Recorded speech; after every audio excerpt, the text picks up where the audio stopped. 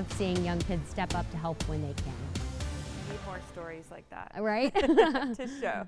Puts you in a good mood, Yeah. right? So does this weather for me anyhow. I don't want it to be 90 plus in October. We're now officially in the back half of the month, it being the 16th. Hit 85 in Waco this afternoon, average being 81. We're still technically above the average, but like I said, at least we're not in the 90s, right? No one is, from what I'm seeing across our great state. Winds out of the southeast up to 15 gusting, and it is now 5:15 on the dot. 83 DFW, 82 in Waco. Most of us are between about 80 and 85 here across central Texas, feeling like close to those actual temperatures, which, like I was just saying, been pretty nice. I was out at lunch and it was like 78. It's like, okay, I could do this. This is the fall I've been waiting on, right? Well, I've got good news for you. If you are like me and wanting it to be cooler, we have not one but two cold fronts to talk about. Now, neither one is going to knock us back to highs in the 60s or anything crazy like that, but it is going to be some significant cool downs we're looking at, as well as some slim, not zero chances for rain, but at least it's something to finally talk about here in the weather department.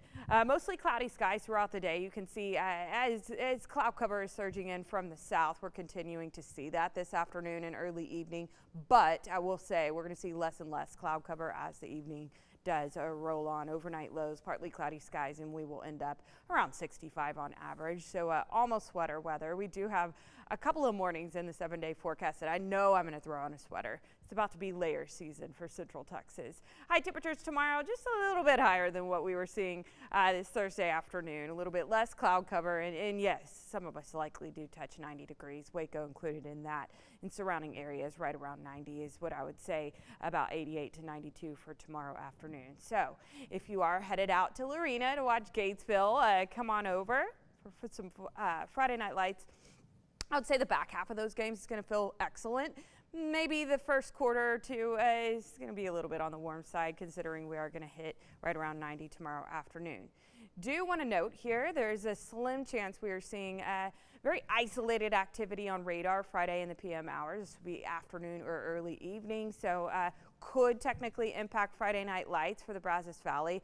I think that chance is pretty low, and it's certainly not going to be a washout or a big event, anything like that. Just added a 10% chance on the 7-day. But again, that window for tomorrow afternoon that the great majority of us will not see for precipitation would be between about, I would say, 3-4, peaking late afternoon, early evening, and then right out of here by everyone going to bed Friday evening.